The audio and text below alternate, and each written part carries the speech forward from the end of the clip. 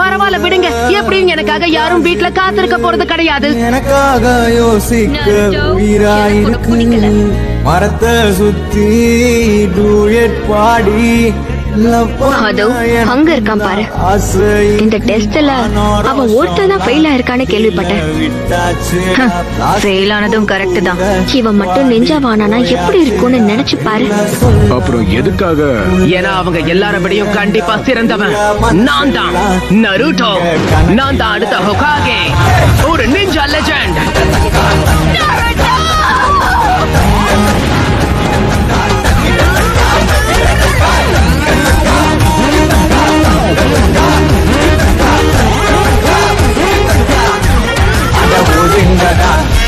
நான் தந்த சோறு.